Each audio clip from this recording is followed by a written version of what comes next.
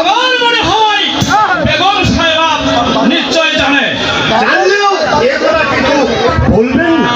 আর কিভাবে দাঁড়াই করতে হয় তা আমার ভালো করে জানা আছে। যা বেগম সাহেবাকে আর ঠিক আছে। এই কে কোথায় আছিস? বেগম সাহেবাকে এই রাজ দরবারে নিয়ে আসে। এই এনেছি জাহাপনা।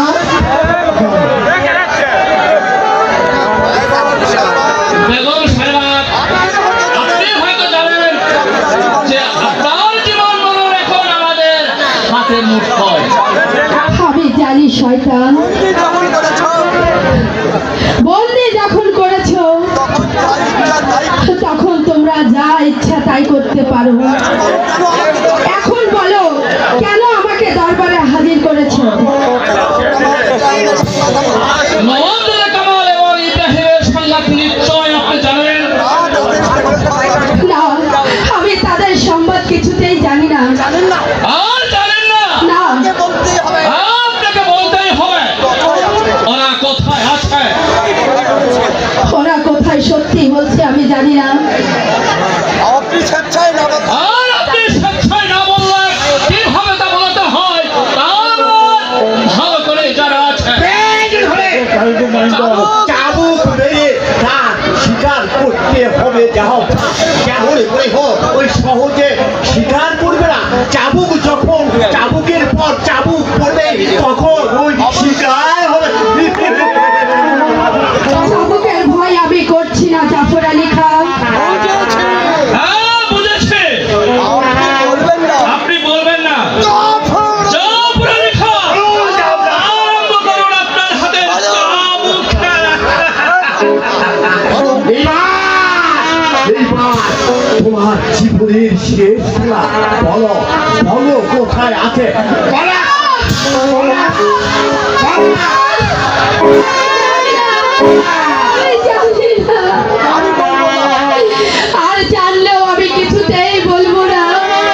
বলবে না? কেমন করে পোহাতে হয় তাও আমার ভালো করে জানা আছে। একের পর এক চাবুক মেরে পিঠের ছাল যখন তুলবো তখন তুমি নিজে নিজে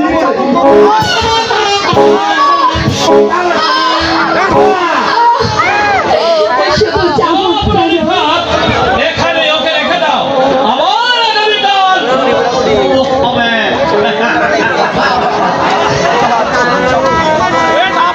তোরা যতই দিনের পর দিন অত্যাচার করিস না কেন আর চাবুকের পর চাবুক পারিস না কেন, আমি জানলেও কিছুতেই বলবো না যে আমার শিশু ছেলেটা কোথায় আছে।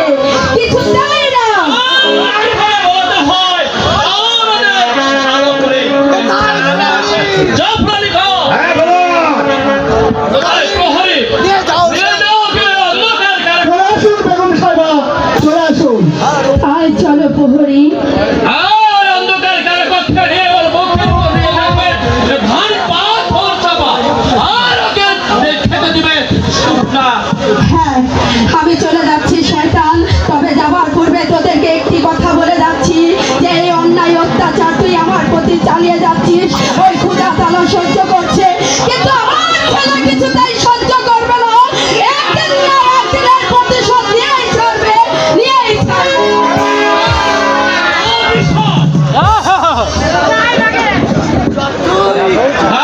তুমি যতই অভিশাপ করো না কেন কিছুতেই তুমি শাস্তির হাত থেকে রেহাই পাবে না, রেহাই তো হবে না।